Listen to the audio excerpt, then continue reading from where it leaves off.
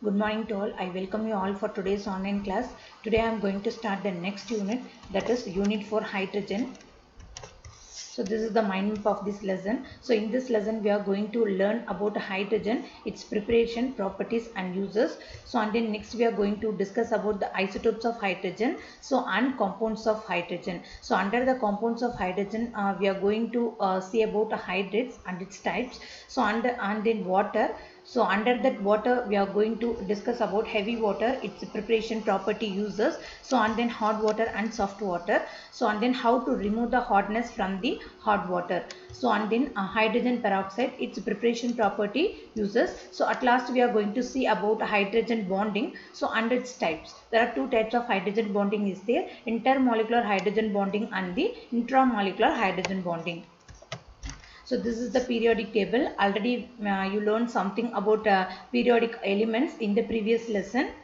So the elements which are present in the left side of the periodic table we call it as the S block elements. So the elements which are present in the right side of the periodic table we call it as the P block elements. So in between the S block and the P block element, some D block elements are there. So the D block elements otherwise we call it as the transition elements. So below the periodic table, so F block elements are there. So the F block elements otherwise we call it as the inner transition elements. So in this lesson we are going to discuss about the hydrogen. So next one is that introduction about the hydrogen. So hydrogen is the simplest atom which contains one proton and the one electron. So hydrogen nucleus irka. So the nucleus kulla enna irukum, proton and neutron irukum. The electron vandu so on the orbital la revolve aayittirukum. So hydrogen la pathona ஒரு proton ஒரு electron வந்து இருக்குது. So இதுல வந்து எத்தனை electron இருக்கு? one electron. தனியா ஒரு electron இருக்கறனால அது எப்படி சொல்றோம் நம்ம? Unpaired electron. It is reactive and exists as a diatomic molecule. So அதாவது என்னன்னா இது தனியா ஒரு electron சிங்கிளாவே இருக்காது. So இன்னொரு electron கூட join ஆகி ஒரு molecule இன்னொரு atom கூட join ஆகி ஒரு molecule form ஆகும். So இது வந்து எப்படி சொல்றாங்க? Diatomic. So ரெண்டு atom combine ஆகி நமக்கு ஒரு molecule கிடைக்குது. So அதனால நம்ம இதை எப்படி represent பண்றோம்? Diatomic molecule. So hydrogen is exists as a molecule. So இதே வந்து the abundance of hydrogen gas in the earth atmosphere is very small. So இதே earthல பார்க்கும்போது ஹைட்ரஜனோட abundance வந்து ரொம்ப கம்மியா இருக்குது. So next one, the position in the periodic table. The hydrogen has the electronic configuration of 1s1. So 1s1 என்ன அர்த்தம்? So previous lesson ல பார்த்தோமா? So 1ங்கிறது அது எந்த ஷெல்லில் இருக்கோ அதை ரெப்ரசன்ட் பண்ணுது. ஸோ இந்த ஒரு எலக்ட்ரான் எந்த ஆர்பிட்டலில் இருக்குதோ ஸோ அதை வந்து இது ரெப்ரசன்ட் பண்ணுது. ஸோ அப்போ 1sங்கிறது ஃபர்ஸ்ட் ஆர்பிட்டல். ஸோ அந்த ஆர்பிட்டில் ஸோ ஒரு எலக்ட்ரான் வந்து இருக்குது. ஸோ அப்போ 1s1. So இதோட electronic configuration வந்து 1s1. So அதாவது s orbital ஒரு electron வந்து இருக்குது. So which resembles with ns1 general electronic configuration of alkali metal. So அதாவது alkali metals-னா so இங்க left sideல இருக்கும் இல்லையா, இதுதான் நம்ம S block elementsல first இருக்கிற எலிமெண்ட் தான் நம்ம என்ன சொல்றோம்? alkali metal. இது next இருக்கிற எலிமெண்ட் வந்து alkali earth metals ன்னு சொல்றோம். சோ இப்போ alkali metals-னா என்னென்ன எலிமெண்ட் இருக்கும்? Lithium, sodium, potassium, rubidium, caesium, francium. So இது வந்து எல்லாமே நம்ம என்ன சொல்றோம்? alkali metals ன்னு சொல்றோம். சோ இதுக்கு வந்து லித்தியம் atomic number 3, சோடியம் வந்து 11, potassium 19, rubidium 37, cesium 55, francium 87. So இது எல்லா எலிமெண்ட்ஸ்க்குமே வந்து என்னன்னா அவுட்டர்மோஸ்ட்ல பார்த்தோம்னா ஒரு எலக்ட்ரான் தான் இருக்கும். So like that ஹைட்ரஜனுக்கு எப்படி இருக்குது? ஒரு எலக்ட்ரான் தான் அதோட அவுட்டர்மோஸ்ட்ல இருக்குது. So அதனால இதோட எலக்ட்ரானிக் கன்ஃபிகரேஷன் எதுக்கு ரிசம்பிளா இருக்குன்னு சொல்றாங்க? alkali metals-க்கு ரிசம்பிளா இருக்குது அப்படின்னு சொல்றாங்க. So அதனால இது ns1. So இப்போ நான் alkali metal-க்கு ns1 னு சொல்றோம். So அதாவது s ஆர்பிட்டல்ல வேலன்ஸ் ஆர்பிட்டல்ல ஒரு எலக்ட்ரான் இருக்கு. So அந்த மாதிரியே ஹைட்ரஜனுக்கும் வேலன்ஸ் ஆர்பிட்டல்ல ஒரு எலக்ட்ரான் வந்து இருக்குது அப்படின்னு சொல்றாங்க. So it forms a unipositive ions like the alkali metals.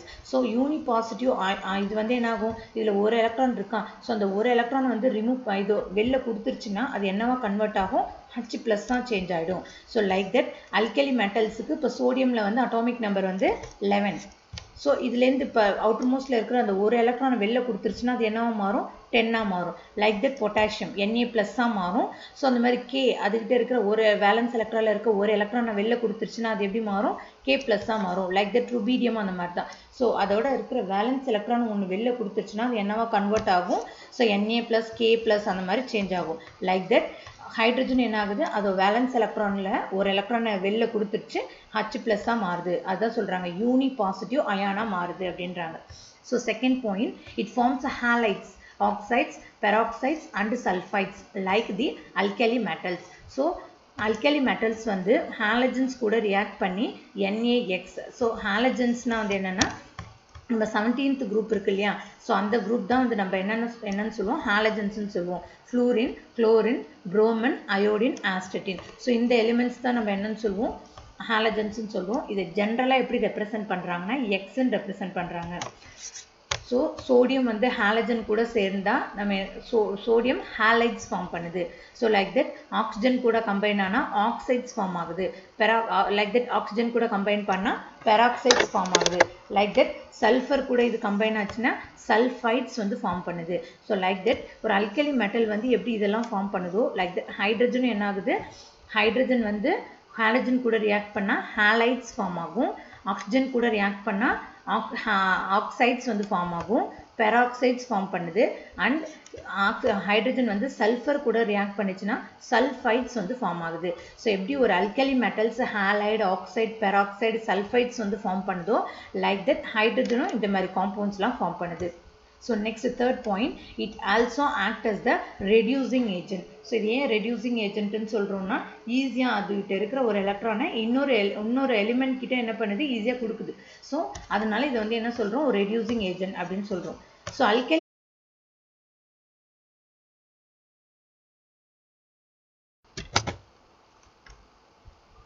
alkali metals which have the ionization energy ranging from 377 to 520. So alkali metals ஓட ionization range வந்து எப்படி இருக்குது 377 ல இருந்து 520 range வரைக்கும் இருக்குது. ஆனா ஹைட்ரஜன் ஓட ionization energy வந்து எப்படி இருக்குது 1314 kilojoule per mole வந்து இருக்குது. So alkali metal விட ஹைட்ரஜனுக்கு வந்து ionization energy வந்து அதிகமா இருக்கு அப்படின்னு சொல்றாங்க. So then what is ionization energy? So ionization energy னா ஒரு எலக்ட்ரானை வந்து ரிலீஸ் பண்ணும்போது ஸோ அது வந்து எவ்வளோ அமௌண்ட் ஆஃப் எனர்ஜி வந்து அது வந்து வெளில வந்து ரிலீஸ் பண்ணுது. ஸோ அதை தான் நம்ம என்ன சொல்கிறோம் அயனைசேஷன் எனர்ஜின்னு சொல்கிறோம். ஸோ அல்கலி மெட்டல்ஸுக்கு வந்து கம்மியாக இருக்குது, ஆனால் ஹைட்ரஜனுக்கு வந்து அயனைசேஷன் எனர்ஜி வந்து அதிகமாக இருக்குது. ஸோ இது வந்து அல்கலி மெட்டல்ஸுக்கும் ஹைட்ரஜனுக்கும் உள்ள difference. So and then like the formation of halides from the halogen, hydrogen also have a tendency to gain one electron to form the hydride ion. So that means halogen வந்து 17th group இருக்கு இல்லையா, fluorine, chlorine, bromine, iodine, astatine. So இதோட electronic configuration வந்து எப்படி இருக்கும் NS2 NP5. So அப்போ ஒரு electron இப்போ ஸ்டேபிளாக ஆகணும்னா ஸோ அது வந்து என்ன பண்ணும் ஒரு எலக்ட்ரானை கெயின் பண்ணிடுச்சுன்னா வந்து என்ன ஆகும் ஸ்டேபிள் ஸ்டேட்டுக்கு நியரஸ்ட் இனர்ட் கேஸ் ஸ்டேட்டுக்கு போயிடும். ஸோ இப்போ இதுக்கு வந்து 9. ஸோ 9 இதோட அட்டாமிக் நம்பர் வந்து 9. ஸோ இப்போ ஒரு எலக்ட்ரானை கெயின் பண்ணிச்சுன்னா அது எந்த ஸ்டேட்டுக்கு போகும் நியாடோட எலக்ட்ரானிக் கன்ஃபிகரேஷன் ஸ்டேட்டுக்கு போகும். ஸோ அப்போ வந்து அது ஸ்டேபிளாக இருக்கும். ஸோ லைக் த குளோரின் அந்த மாதிரி தான் ஒரு எலக்ட்ரான் கெயின் பண்ணிச்சுன்னா 18 ஆர்கானோட எலக்ட்ரானிக் கன்ஃபிகரேஷன் ஸ்டேட்டுக்கு போயிடும். ஸோ நெக்ஸ்ட் புரோமின் அந்த மாதிரி தான் 35. ஸோ ஒரு எலக்ட்ரான் கெயின் பண்ணிச்சுன்னா 36. ஸோ அது வந்து ஸ்டேபிள் இனர்ட் கேஸ் எப்போவுமே என்ன பண்ணும் ஒரு எலிமெண்ட் ஸ்டேபிளாக இருக்கணும்னு தான் நினைக்கும். ஸோ அப்போ ஒரு எலக்ட்ரானை கெயின் பண்ணிச்சுன்னா அது வந்து எப்படி இருக்கும் ஸ்டேபிள் ஸ்டேட்டுக்கு மாறிடும். லைக் தட் அயோடினும் பார்த்தீங்கன்னா ஸோ 53. ஸோ ஒரு எலக்ட்ரான் கெயின் பண்ணிச்சுன்னா 53 ஜெனானோட ஸ்டேட்டுக்கு வந்து போயிடும். So like that so halogens வந்து ஒரு எலக்ட்ரானை வந்து எப்படி கெயின் பண்ணுதோ லைக் தட் ஹைட்ரஜனுக்கு இப்போ நம்ம வந்து எத்தனை பார்த்தோம் ஒரு எலக்ட்ரான் தான் இருக்குது. ஸோ அப்போ அதுவும் வந்து ஒரு எலக்ட்ரானை கெயின் பண்ணிச்சுன்னா ஸோ அப்போ அது எந்த ஸ்டேட்டுக்கு போயிடும் ஹீலியம்ங்கிற இனர்ட் ஸ்டேட்டுக்கு போயிடும். ஸோ அதுவும் வந்து ஸ்டேபிளாக மாறிடும். ஸோ ஹாலஜன்ஸ் எப்படி ஒரு எலக்ட்ரானை கெயின் பண்ணுதோ ஸோ லைக் தட் ஹைட்ரஜனும் ஒரு எலக்ட்ரானை வந்து கெயின் பண்ணுது அப்படின்னு சொல்கிறாங்க. So electron affinity of the hydrogen is much less than that of the halogen. So electron affinity value வந்து எப்படி இருக்குது ஹைட்ரஜனுக்கு வந்து ரொம்ப கம்மியாக இருக்குது than the halogens. So and then what is electron affinity? So electron அஃபினிட்டினா நம்ம என்னன்னு பார்த்தோம் லாஸ்ட் லெசனில். ஸோ எலக்ட்ரான் அஃபினிட்டினா ஸோ ஒரு எலக்ட்ரானை வந்து அது கெயின் பண்ணும்போது எவ்வளோ எலக்ட்ரானை வந்து சரி எவ்வளோ எனர்ஜி வந்து அது வந்து ரிலீஸ் பண்ணுதோ அதுதான் நம்ம என்ன சொல்கிறோம் எலக்ட்ரான் அஃபினிட்டி. ஸோ ஒரு எலக்ட்ரானை ரிலீஸ் பண்ணும்போது எவ்வளோ எனர்ஜி வந்து அதை ரிலீஸ் பண்ணுதோ அதை வந்து அயனைசேஷன் எனர்ஜின்னு சொல்லுவோம். ஸோ ஒரு எலக்ட்ரானை கெயின் பண்ணும்போது எவ்வளோ எனர்ஜி ரிலீஸ் பண்ணுதோ அதை வந்து என்ன சொல்கிறோம்? Electron affinity. So the next point, the tendency of hydrogen to form the hydride ion is low compared to that of the halogen. So ஒரு ஹைட்ரைட் அயான் வந்து ஃபார்ம் பண்ணும்போது அதோட டெல்டா ஹெச் வேல்யூ ஹைட்ரஜனுக்கு வந்து எப்படி இருக்குது? ரொம்ப கம்மியாக இருக்குது தேன் தி ஹாலஜன்ஸ் அப்படின்னு சொல்கிறாங்க. இப்போது ஒரு ஹைட்ரஜன் ஹாஃப்னா என்ன அர்த்தம்? இங்கே ஒரு ஹைட்ரஜன் வந்து ஒரு எலக்ட்ரானை வந்து கெயின் பண்ணும்போது அது எப்படி மாறும்? H மைனஸ் ஹைட்ரைடாக மாறும். Like that. ஸோ ஒரு புரோமின் வந்து ஒரு எலக்ட்ரானை கெயின் பண்ணும்போது என்ன பண்ணும்? ஸோ Br மைனஸாக மாறுது. ஸோ இதோட வேல்யூ பார்த்தோம்னா ரொம்ப கம்மி. Like that. இதுக்கு புரோமினுக்கு வந்து பார்த்தோம்னா அதிகம் அப்படின்னு சொல்கிறாங்க. ஓகே. ஸோ அப்போ இது வந்து அல்கலி மெட்டல்ஸுக்கும் ஹைட்ரஜனுக்கும் உள்ள டிஃப்ரென்ஸ். ஸோ இது வந்து ஹாலஜன்ஸுக்கும் ஹைட்ரஜனுக்கும் உள்ள டிஃப்ரென்ஸ். ஸோ ஹைட்ரஜன் வந்து இந்த இடத்துல தான் ஹாலஜனால் வேரி ஆகுது. So hydrogen has similarity with alkali metal as well as halogens. So halogens மாதிரியும் இது halogens மாதிரியும் இருக்குது hydrogen. Like that alkali metals மேலேயும் behave பண்ணுது. In most of the compound நிறைய compoundsல வந்து hydrogen compoundsல வந்து பார்க்கும்போது hydrogen வந்து எப்படி இருக்கும்? +1 oxidation stateல இருக்குது. ஸோ அதனால தான் என்ன பண்ணுறாங்க? ஹைட்ரஜனை group 1 alkali metals மேலே கொண்டு பீரியாடிக் டேபிளில் வச்சுருக்காங்க. So that is the reason. So hydrogen வந்து அல்கலி ஹாலஜன்ஸ் மாதிரியும் பிஹேவ் பண்ணுச்சு. ஸோ அல்கலி மெட்டல்ஸ் மேலேயும் பிஹேவ் பண்ணுது. ஸோ நம்ம என்ன டிஃப்ரென்ஸ் வந்து பார்த்தோம்? அயனைசேஷன் எனர்ஜி வந்து அல்கலி மெட்டல்ஸுக்கு வந்து கம்மியாக இருந்தது, ஹைட்ரஜனுக்கு அதிகமாக இருந்தது.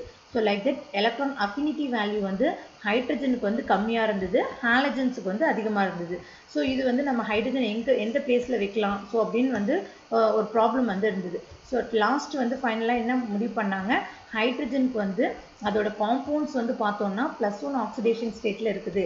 இப்போது வந்து லித்தியம், சோடியம், பொட்டாசியம், ருபீடியம், சீசியம்லாம் பார்த்தோம்னா இதோட ஆக்சிடேஷன் ஸ்டேட் வந்து பார்த்தோம்னா +1 ஆக்சிடேஷன் ஸ்டேட்.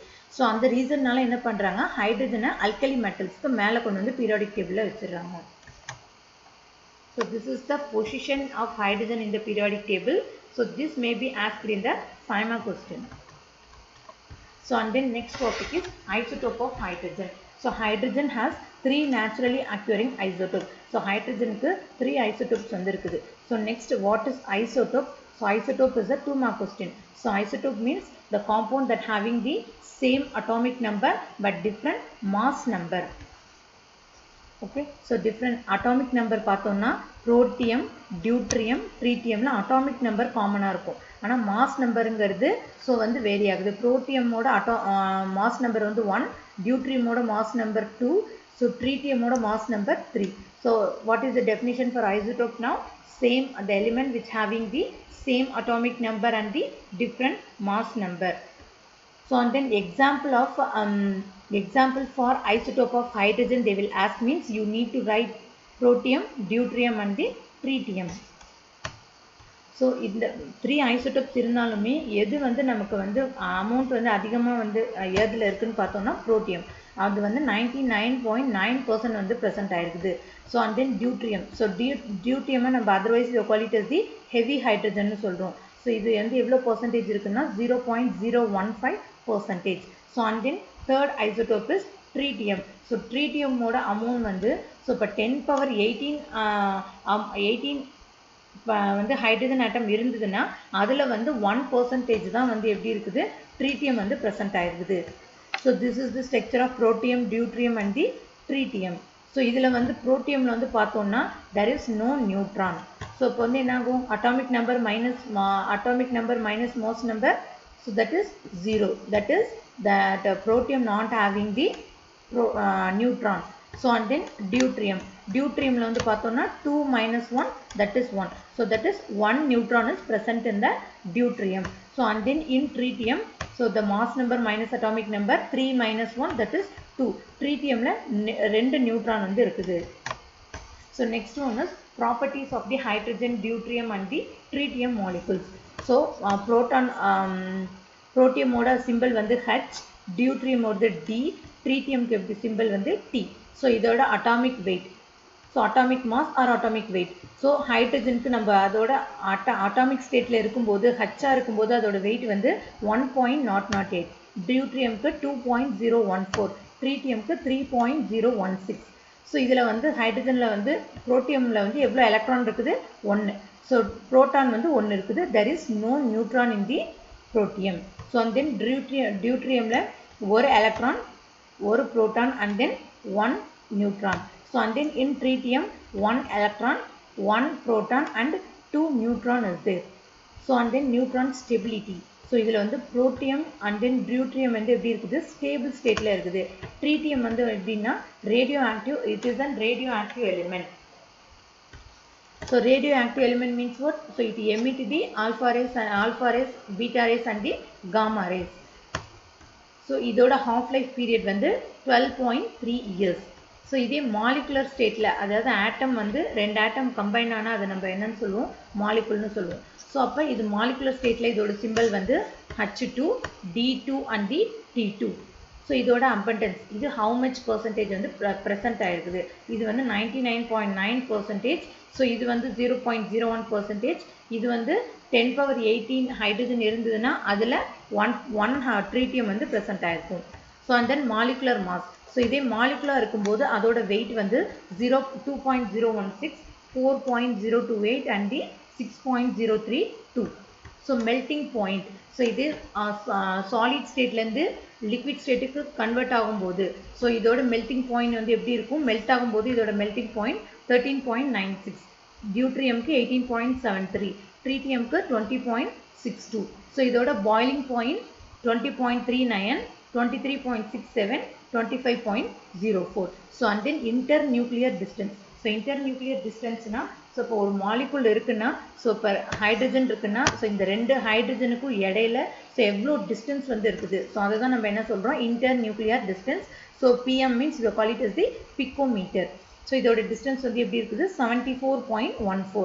ஸோ இது வந்து மூணுக்குமே புரோட்டியம், டியூட்ரியம், ட்ரீட்டியம் மூணுக்குமே காமன்.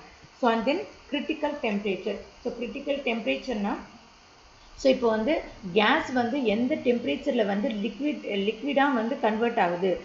ஸோ அதுக்கப்புறம் அந்த எவ்வளோ டெம்பரேச்சர் கொடுத்தாலும் நம்ம என்ன பண்ண முடியாது? அதை வந்து லிக்விடாக கன்வெர்ட் பண்ண முடியாது. ஸோ அந்த செர்டைன் டெம்பரேச்சர் தான் நம்ம என்ன சொல்கிறோம்? Critical temperature. ஸோ அதோட யூனிட் வந்து kelvin. So புரோட்டியம்க்கு 33.19, டியூட்ரியம்க்கு 38.35, ட்ரீட்டியம்க்கு 40.60. So and the next one is enthalpy of dissociation, or we are call it as the bond dissociation energy. So enthalpy of dissociation na வந்து என்னன்னா, so ரெண்டுத்துக்கும் இடையில இப்போ hydrogen இருக்குன்னா, இப்போ ஹைட்ரஜனுக்கு இடையில பாண்ட் இருக்கு இல்லையா? ஸோ அந்த பாண்டை வந்து நம்ம பிரேக் பண்ணணும்னா ஸோ எவ்வளோ எனர்ஜி நம்ம ஸ்பெண்ட் பண்ணி அந்த பாண்டை வந்து பிரேக் பண்ணுறோம்? ஸோ அதை தான் நம்ம என்ன சொல்கிறோம்? enthalpy of dissociation.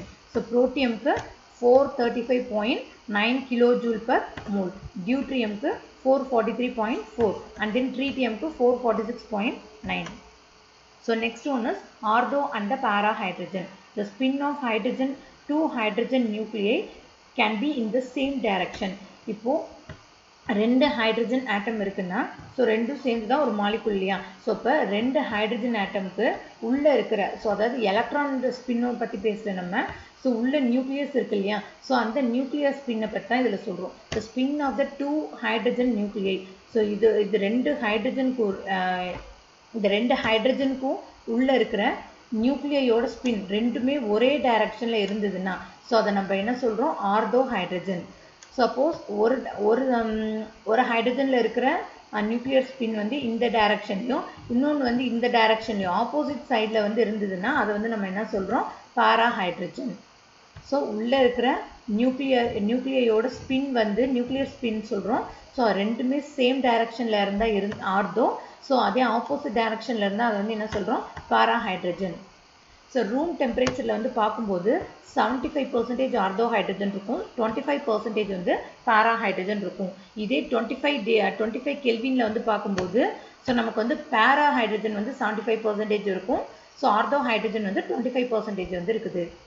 So and then next ortho hydrogen வந்து மோர் ஸ்டேபிளாக இருக்கும் than the para hydrogen.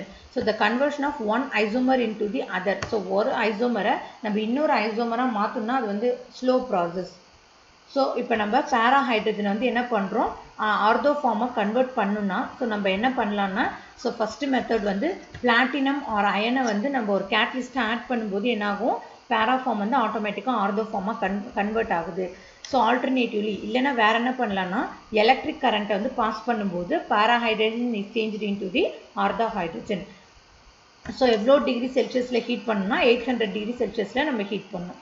So and then next வந்து பேராமேக்னெட்டிக் மாலிகுல்ஸ். ஸோ அதாவது oxygen, nitrogen oxide, nitrogen dioxide, so or with nascent hydrogen or atomic hydrogen. So nascent ஹைட்ரஜன்னா வந்து என்னென்னா ஒரு hydrogen atom மட்டும் இருக்கும் இல்லையா, ஹச்சுன்னு சொல்கிறோம்ல, ஸோ அதை தான் நம்ம என்ன சொல்கிறோம், நேசன் ஹைட்ரஜன். ஸோ இந்த மாலிகுல்ஸ்லாம் ஆட் பண்ணும்போது அது என்னவோ சேஞ்ச் ஆகுது, பேரா ஹைட்ரஜன் வந்து ஆர்தோ ஹைட்ரஜனாக கன்வெர்ட் ஆகும்.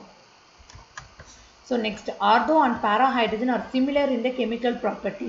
So இதுக்கு வந்து ortho and para hydrogen க்கு chemical properties வந்து similar-ஆ இருக்கும், ஆனால் physical properties வந்து change ஆகுது. So for example, para hydrogen ஓட melting point வந்து 13.83 Kelvin, but ortho hydrogen ஓட melting point வந்து 13.95 Kelvin. So boiling point of para hydrogen வந்து 20.26, but ortho hydrogen க்கு எப்படி இருக்குது 20.39. So and then next we are going to talk about the magnetic moment.